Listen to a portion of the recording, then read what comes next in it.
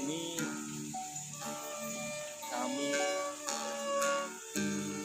kelompok Menggleng perform di tempat ini menunjukkan kepada semua bahwa kami anak-anak muda dari Panggang yang tergabung dalam kelompok Menggleng bisa seperti yang ada di luar sana. Saya akan bacakan monolog cerita bahasa Jawa karya Akhir Rusono. Saya Andi Asmara, Brek Mugimantoro, Kodrat apa? Junet dan Yoyo.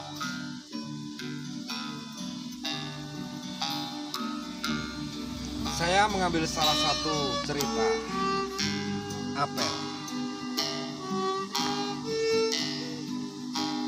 Jam 7 bengi dina Jumat, kaya adat saben aku apel menyang nggone pacangan. Bayangan endah nemplok ing telapukan mata, kena dipesthekake kegojekan lan guyon dadi nyambut.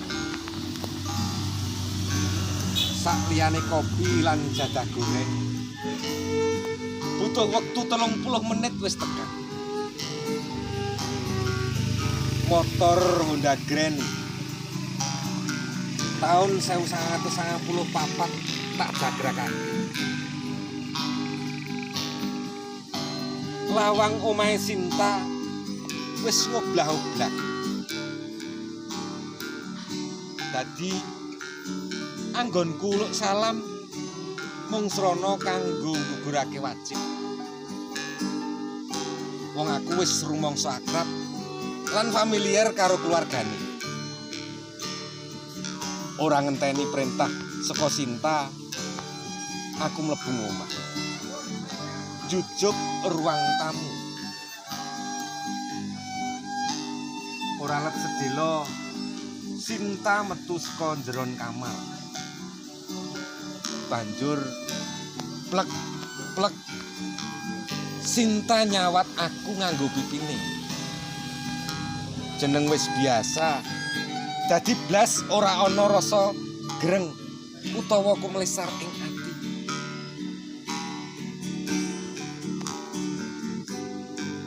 Wah, Jan, gawean kok ya tumpuk undung. Ngono pradune Sinta marang aku. Lah ya dilakoni wae to. Nanging pancen sing jenenge menungso kuwi menus sing ora bisa rumangsa kok. Lho, kok iya to? Biyen 1,5 tahun kepungkur nalika kowe sing ngalor ngidul tanpa gawean, sambat sebut golek gawean. Lah saiki oleh gawean Gresula. Loh, aku ora Gresula kok, Mas. Aku mau ngomong gawean kok tumpuk undung. Sama saja alias sami mawon sih. Kowe ngomong kuwi ateges Gresula. Wis to, disukul bae. Dinimbang ora gablek gawean lho. Iya. Selenggan karo sampun. Anggon rawuh pancen iki. Rong tahun. Dadi ya wis lumayan. Apa meneh? Anggonku pacaran karo Sinta klebu musal. Murang tonto. Ngerah tau beras. Nek dolan bengi tekan wayah sing langgar aturan masyarakat. Jam 11 malah asring jam 12 bengi lagi balik. Bengi mau Jane aku lan Sinta uga duwe acara metu. Klintong-klintong Jawa nepsu. Blonjo lan mlebu hotel. Utawa nanging lagi wae arep menyat saka papan anggonku sak kloron mingguan. Ana swara dehem saka njero omah. Lo ajeng rembakan kalian jenengan, Mas. Bapake Sinta nyandhet anggonku arep menyat. Sidane aku lungguh meneh. Rembakan bab menapa, Pak? Pitakonku marang bapakne Sinta. Ngeten nggih, Mas. Terus terang kemawon, kula niki ajeng tangglet kalian Mas Ari.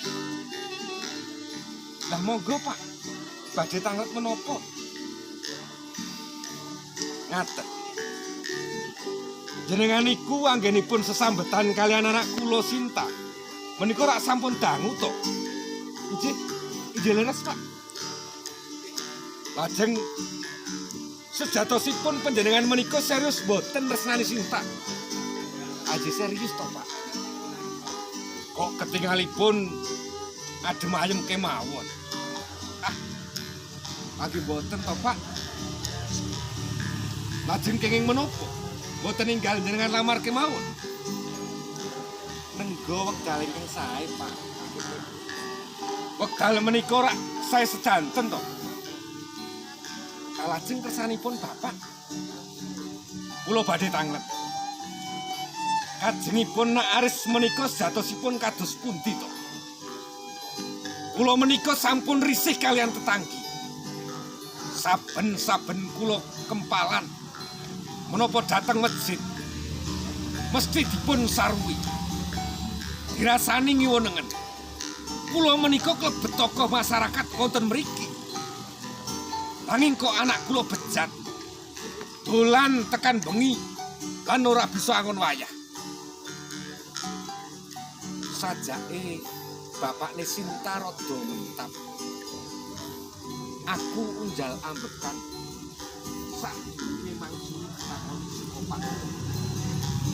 Yo bapakne Sinta. Ngaten Pak. Kula menika sangat-sangat tresna kalian Sinta. Kula ki sampun ngomong kalian Sinta kok. Lan piyambakipun sampun sarujuk. Mboten kawratan, Pak. Sinta badhe kula nikahi, Pak. Kula dadosken garwa ingkang kaping kalih. Brabak abang beranang pasuryane Pak Mukmin. Jondil tanpa nyangka jawaban sing arep diomong. Mula banjur gebrak meja, banjur bengok soro. Apa? Anakku arep mbok rangkep. Wis, mikir. Dikaya ngopo wae, anakku ora oleh entuk dobel. Jan apa? Wis, saiki mulai. Mikir. Tinimbang aku bengok lan awakmu bakal direncak dening masyarakat kene. Mikir. Lihat. Bapakne Sinta muring gedhen. Tangane ngregem-ngregem. Matane melotot. Suarane bengok. Ngadepi wong sing lagi duka yayah sinipi. Aku mak klepat metu. Nyetater motor banjur geblas. Tanpa ngrewes tangise Sinta sing ndang aku saka naku cendela kamar. Lan pranyata kedadian mau minangka apelku sing pungkasan. Cuntel. Demikian persembahan kami dari kelompok Mengleng. Terima kasih.